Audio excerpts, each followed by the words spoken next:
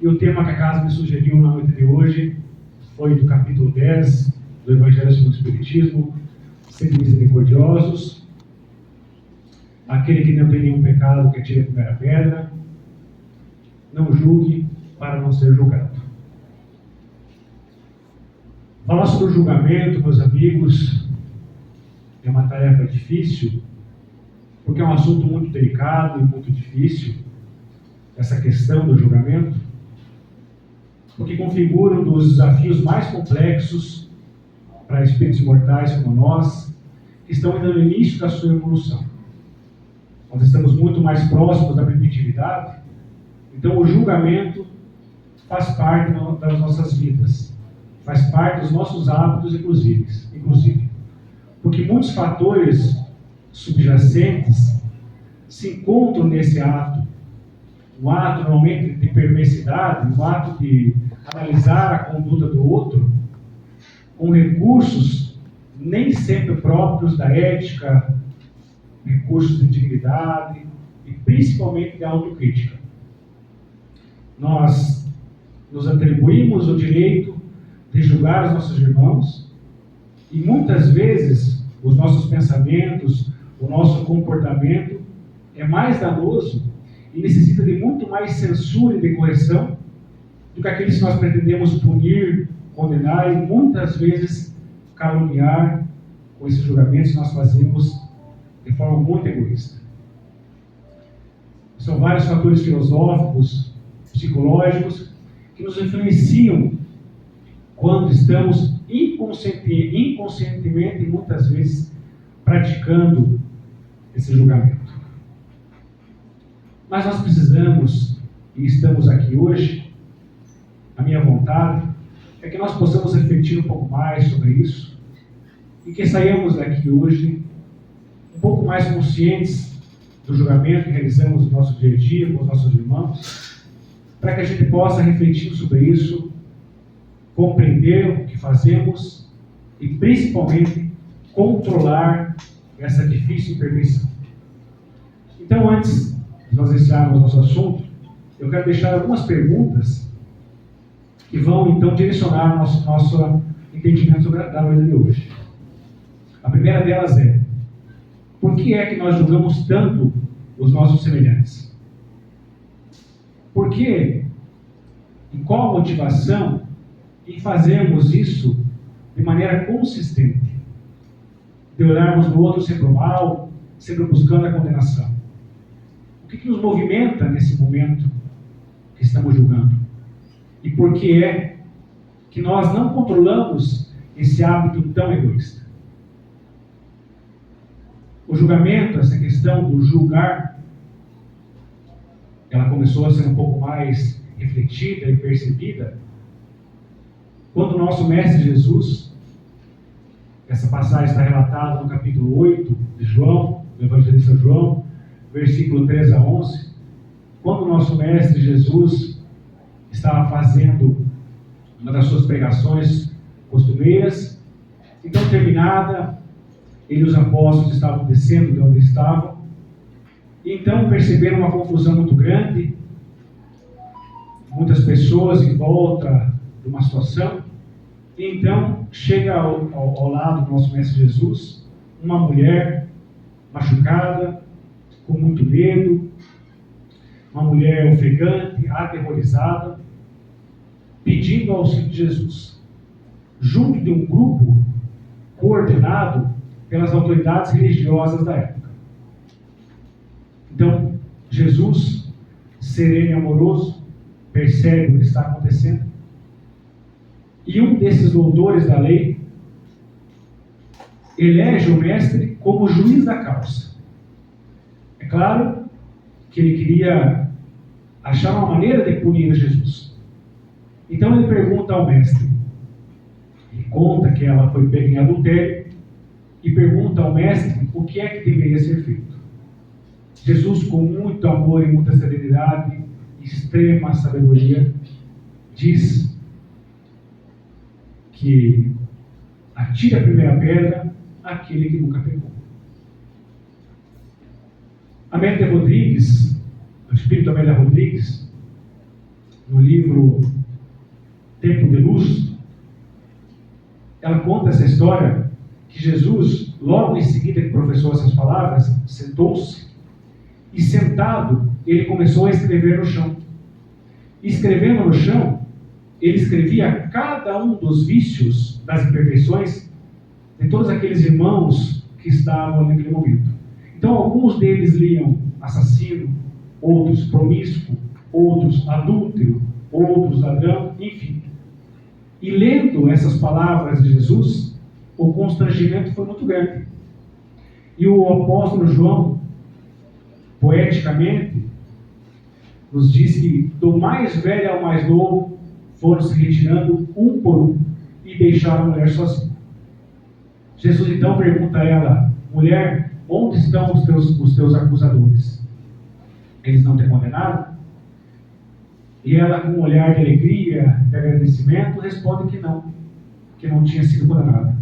Então Jesus diz a ela, no alto da sua autoridade moral, que também não a condenaria e que ela fosse e não pecasse mais. Vejam que, na época, o adultério, ele era condenado com muita agressividade, com muita rigidez pela lei mosaica. O adultério era condenado à morte por apedrejamento. Mas essa lei de Moisés foi trazida a esse povo hebreu quando eles deixaram a escravidão egípcia. Então, eles precisavam de leis mais rígidas para controlar a promiscuidade que existia naquele povo. Um povo ainda muito ignorante, já tinha a ideia do Deus único, mas muito ignorante, muito descontrolado. Precisava de leis muito rígidas, até mesmo cruéis como essa, para que existisse um certo controle. Mas é claro que Jesus, mestre de amor, veio trazer, através da sua doutrina de pacificação, uma nova visão para o irmão que erra, que não merece um julgamento como esse.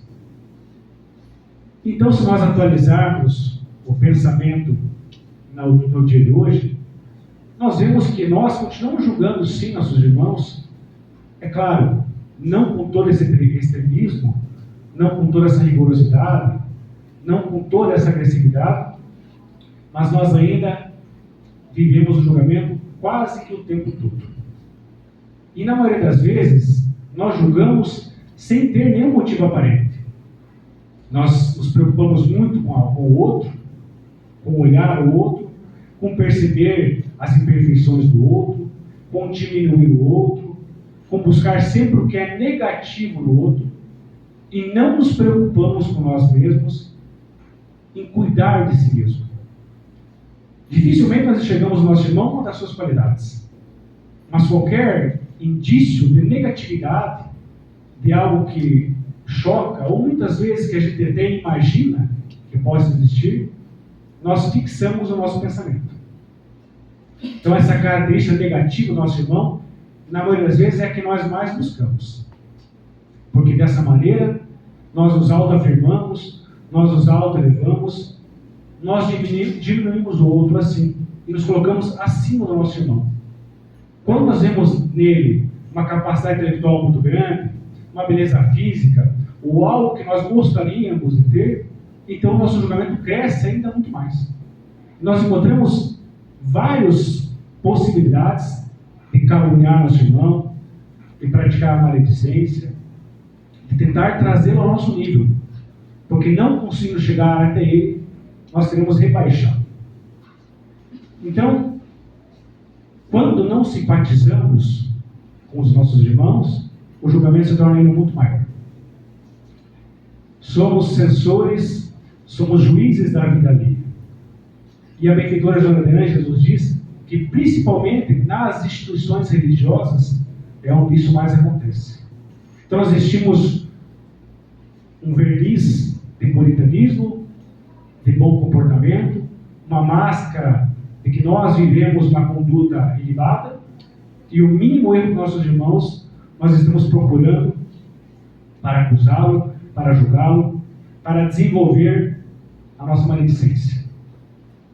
Quando nós vamos também encontrar um irmão que necessita de amparo, uma das primeiras coisas que nós pensamos normalmente é: mas por que ele não vai trabalhar? Por que ele está aí pedindo ajuda e não vai trabalhar? Já julgamos nosso irmão, e isso então já nos dificulta o acesso a ele, porque a nossa predisposição a auxiliá-lo, através desse julgamento, já é cerceada. Nós já olhamos ele como não como um necessitado, um irmão que precisa de auxílio, mas como preguiçoso, enfim. É um julgamento contumaz que tanto nos influencia, que tanto nos faz mal. E essas consequências são muito graves. Porque pensemos agora no irmão que está chegando no ambiente que nós estamos há muito tempo. Se nós não simpatizamos com ele, nós procuramos, nós julgamos, e normalmente nós comentamos com nossos irmãos. Isso dificulta muito o acesso dessa pessoa no lugar onde nós estamos. Porque como nós começamos a desenvolver muita maledicência, acaba que nós desprezamos, nós caluniamos, nós trazemos aspectos e características que esse irmão muitas vezes não tem. Isso dificulta muito o seu crescimento onde ele está. Ambientes de trabalho, ambientes de necessidade de contato social. Portanto, o julgamento, ele traz realmente muito sofrimento para o que sofre esse julgamento e para o que faz esse julgamento. E muitas vezes também nós podemos até não atingi-lo diretamente. Nós podemos guardar para nós nosso julgamento. Mas esse nosso pensamento, carregado de más energias, carregados de pensamentos deletérios, chegam até o nosso irmão e perispiritualmente acabam trazendo algum tipo de declínio a ele e fazendo mal.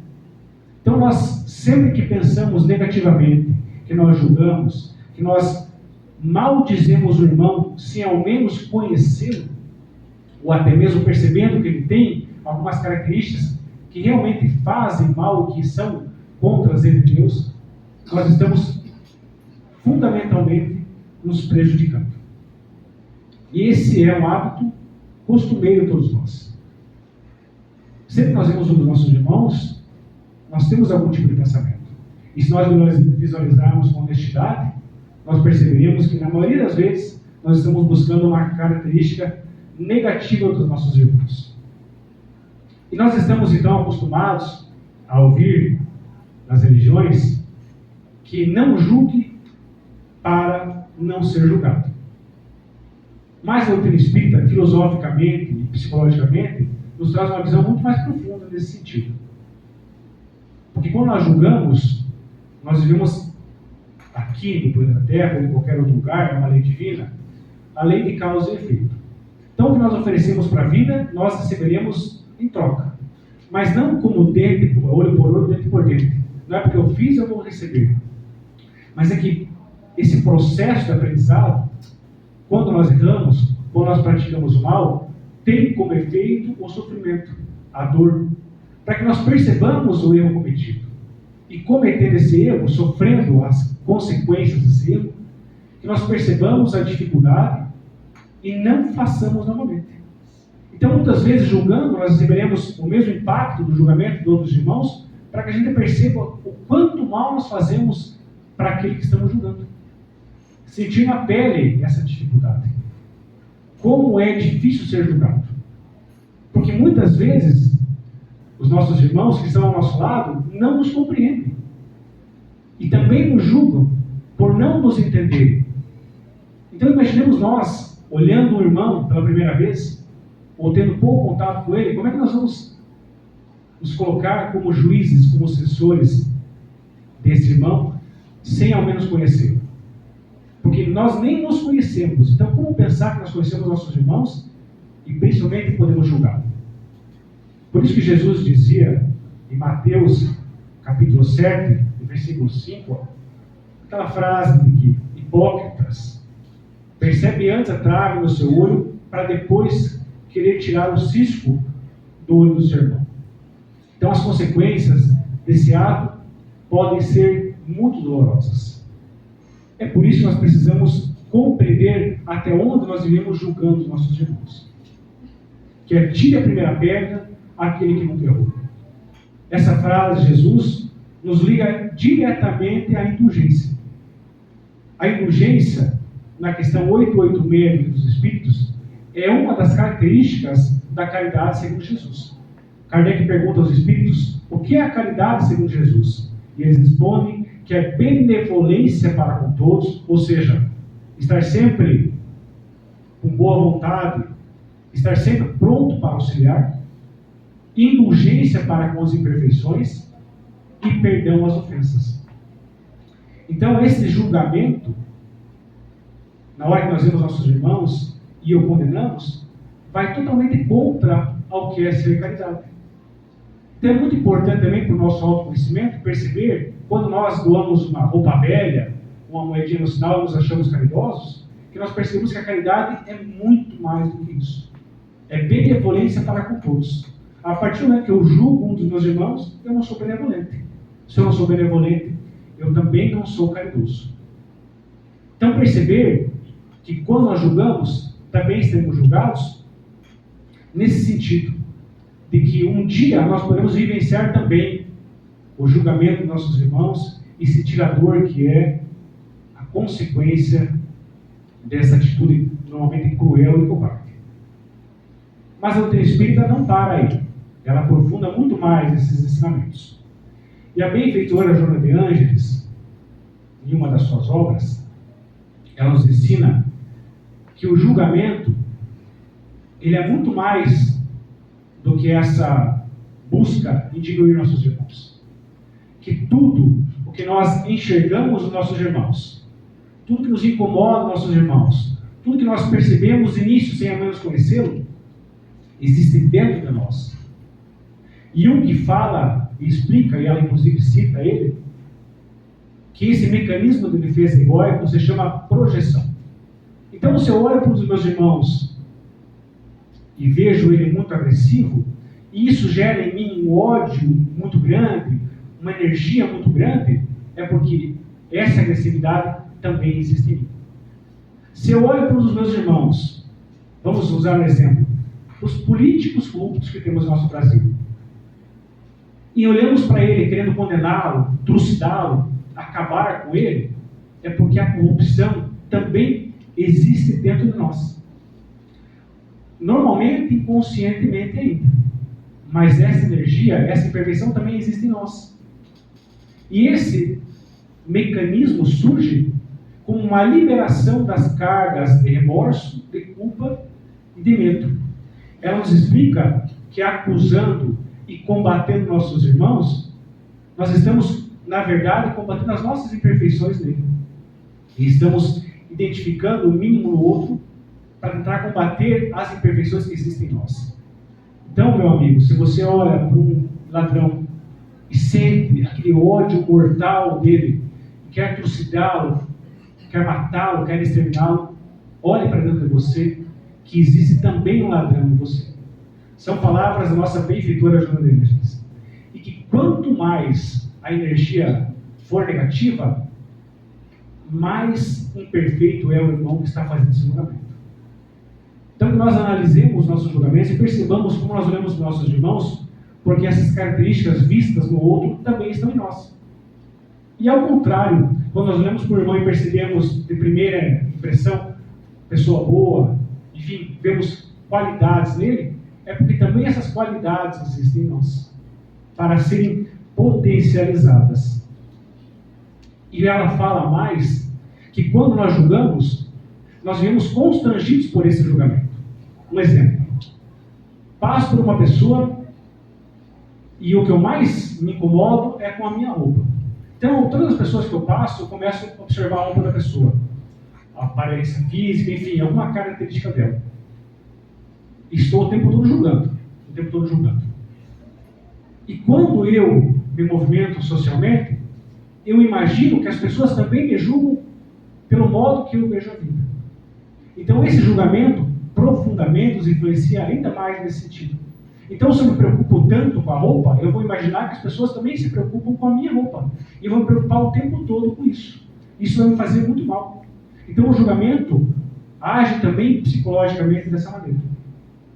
Por isso que nós precisamos, meus amigos, não mais assumir essa postura de censor, de responsável pela sociedade, de responsável por uma casa espírita, por um local de trabalho. E precisamos, na verdade, buscar, através do nosso próprio senso crítico, analisar o erro dos nossos irmãos, sim, mas no sentido de auxiliá-lo, no sentido de perceber o erro do nosso irmão e sem julgamento, percebeu também em nós. E que se nós reprovaríamos muito mais em nós essa atitude do que nele mesmo. E entender que essa análise é muito mais pessoal do que exterior. Analisar e não criticar. Analisar e não julgar. Analisar e não punir. A sutileza desse movimento se encontra nisso. Então, quando eu percebo a imperfeição do meu irmão, ao invés de condená-lo, de puni-lo, de castrá-lo, de ser maledicente, que eu perceba se ela também está em mim. E como eu gostaria que as pessoas se comportassem se eu tivesse essa imperfeição. E encontrando em mim, eu começo a gerar empatia por essa dificuldade que o nosso irmão também está vivendo. Mas é claro que é uma tarefa muito difícil. É muito difícil mudar os nossos hábitos, mudar os nossos valores, mudar a nossa postura perante a vida. Mas compreendendo um pouco mais de profundidade o julgamento, vigiando e controlando para que ele não aflija, não persiga e não prejudique tanto os nossos irmãos, nós conseguimos crescer também com essa imperfeição. Porque já dizia a questão 646 do Livro dos Espíritos.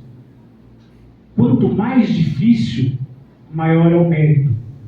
Quanto mais difícil é o autoconhecimento, a mudança interior, maior é o mérito. Quanto mais difícil é fazer o bem, quanto maior dificuldade você tem, maior é o mérito também.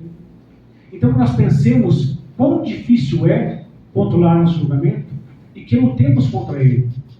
Porque a felicidade de nos libertarmos dessa imperfeição é muito maior do que no momento em que nós olhamos para o nosso irmão e queremos diminuí-lo, queremos censurá-lo, procuramos diminuí-lo, porque vemos nele uma virtude que nós não temos, ou que não queremos nos esforçar para ter, ou até mesmo quando encontramos um gatilho, uma imperfeição que ele vive, mas que também nós iremos, porque nós somos todos iguais, estamos todos no mundo de provas e expiações, juntos, para evoluirmos como espíritos imortais. O apóstolo Paulo fazia muito isso. Ainda como Saulo, na sua transformação, ele tinha muita dificuldade no relacionamento com os fariseus antigos. Mas, todo momento, ele se autocontrolava dizendo o seguinte: até ontem eu pensava da mesma maneira. Como é que eu vou julgá-lo?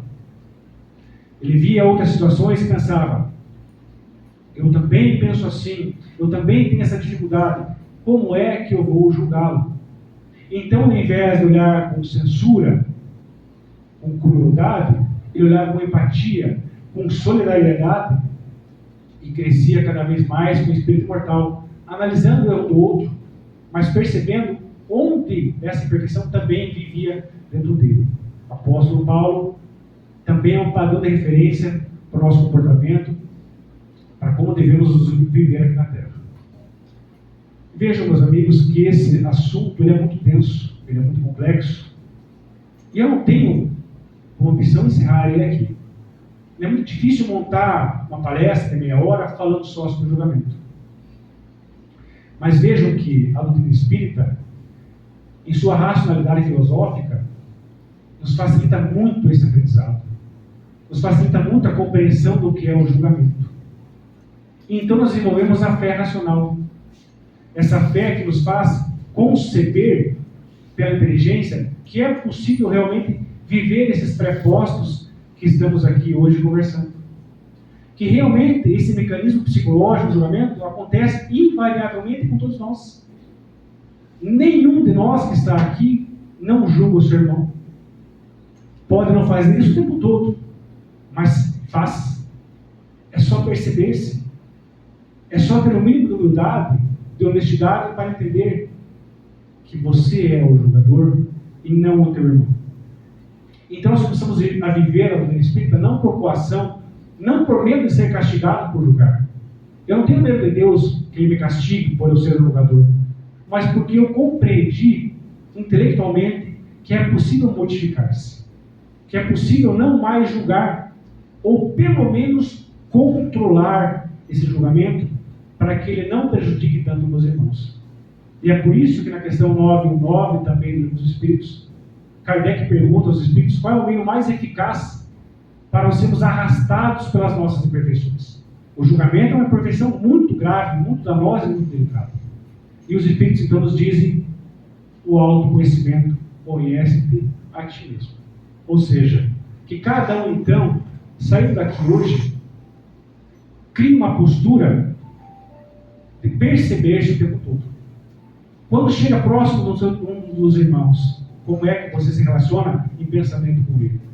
Quando você não simpatiza com o irmão, por nenhum motivo aparente, por que é que você está fazendo isso? Quando você vê uma virtude em algum dos nossos irmãos, como é que você se relaciona vendo a virtude do outro? Então esses pensamentos, essas análises, esses autos questionamentos é que vão realmente nos trazendo evolução. Porque nós vamos nos transformando moralmente através da conscientização de que nós realmente somos. Por isso que é necessário, saindo daqui, meus amigos, vivenciar o que a doutrina espírita nos ensina. Compreender intelectualmente o que foi dito aqui é muito simples, mas vivenciar no dia a dia é o difícil. E o verdadeiro espírita faz todos os esforços pela sua transformação interior e para controlar as suas imperfeições. Ou seja, que cada um então, quando olha para o seu irmão, você coloca no lugar dele e pense: por que é que eu estou olhando assim para ele? Será que eu gostaria que me olhassem assim também? Por que é que eu estou julgando se eu nem o conheço? As pessoas têm dificuldade em me compreender, eu também sofro com isso. Por que eu estou fazendo da mesma maneira com os meus irmãos? E através então desse autocontrole nós vamos crescendo, evoluindo e nos transformando moralmente. E para finalizar eu deixo o pensamento do filósofo Sócrates, que ele dizia o seguinte: o conhecimento só nos é útil se nos torna melhores. E esse conhecimento e todos os conhecimentos que a doutrina espírita nos oferece, que a filosofia espírita racionalmente nos ensina, são para o nosso crescimento moral. Que nós possamos então nos debruçar para estudar, para refletir e principalmente para vivenciar no nosso dia a dia. Obrigado a todos pela atenção.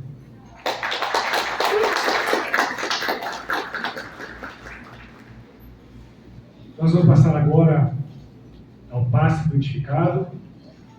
É importante, meus amigos, o pensamento bem direcionado. Se nós quisermos enviar essas boas energias aos nossos irmãos, que pensemos também neles que estão em dificuldade, porque também receberão. Fé de que essas energias realmente podem nos transformar espiritualmente, nos trazendo lucidez, força, coragem, bom ânimo e aperfeiçoamento para vivenciarmos a doutrina espírita.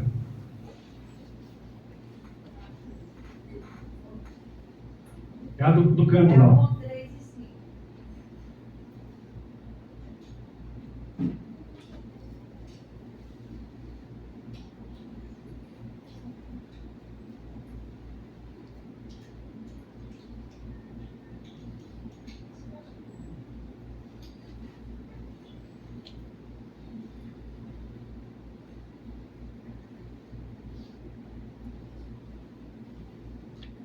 Então vamos agora manter o nosso pensamento elevado. Vamos pensar e vamos colocar em nossa mente a figura do Mestre Jesus. Mas não o Mestre na cruz, em sofrimento, em dificuldade. Mas nosso Mestre feliz, nos acenando com alegria, com bondade, com serenidade, com amor. E vamos imaginar então saindo uma energia azulada do nosso Mestre Jesus e envolvendo todo o nosso corpo espiritual, nosso perispírito, refazendo nossas energias, nos trazendo muita força, muita coragem, muito amor, para que possamos pensar, refletir e viver os prepostos da doutrina espírita. Pai da vida, lhe agradecemos pela possibilidade de recebermos esse conhecimento no dia de hoje. Sabemos que para quem muito é dado, muito será pedido. E que a partir de hoje, tendo acesso a esse conhecimento, já temos o dever de vivenciá-lo. Porque a consciência já nos trará, através desse nível consciencial conquistado, culpa, o remorso, quando nós não o vivenciarmos. E é por isso, Pai, que humildemente nós pedimos ao Senhor, nos ajuda, Pai, para encontrarmos em nós as imperfeições que tanto nos fazem mal. Deixamos um pouco de lado os nossos irmãos na hora de julgá-los, na hora de apontá-los, na hora de criticá-los, gerando empatia que as mesmas imperfeições vistas no outro existem em potencial em nós. E pedimos, Pai, que saímos daqui hoje mais tranquilos, mais animados e mais fortalecidos para vivenciar um novo homem, um homem de Jesus. Desejamos isso, é claro, a todos os nossos familiares, amigos, colegas de trabalho, enfim, pela família e humanidade. Que a nossa oração chegue aos irmãos onde existe a guerra, onde existe a fome, onde existe a dificuldade, onde existem os flagelos naturais trazendo tanta dor. Aos irmãos que estão nas ruas, que estão nos hospitais, que estão nos presídios, nos orfanatos, nos manicômios, aquelas mãezinhas que são abandonadas junto com seus filhos e hoje sofrem muito por conta disso. Aos irmãos que tiraram a própria vida física e hoje sofrem no mundo espiritual o efeito desse erro que cometeram. Lhe pedimos, Pai, que o Senhor nos ajude a olharmos ao nosso irmão como o nosso mestre nos olhava, como um potencial, como um vir a ser, como realmente um irmão.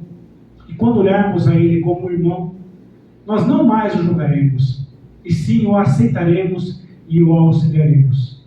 Nos ajuda, Pai, a conquistarmos essa independência, para nos libertarmos dessa imperfeição tão cruel que é julgar os nossos irmãos quase que todo minuto em que nós olhamos para eles.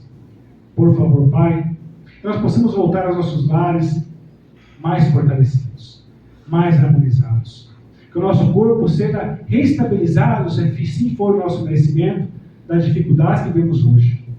Que possamos encontrar inspiração para solucionarmos nossas dificuldades, nossos entraves, o que nos hoje prejudica. E que possamos sair daqui, nesse início de ano, prontos para bem viver a vida. Bem viver a vida junto do Mestre Jesus, colocando Ele ao nosso lado, vivenciando todo o seu amor, principalmente nas horas mais difíceis da nossa vida. Felizes e agradecidos por mais nessa noite de hoje, Pai, e pedimos então permissão para encerrarmos os trabalhos da palestra de hoje. Que assim seja.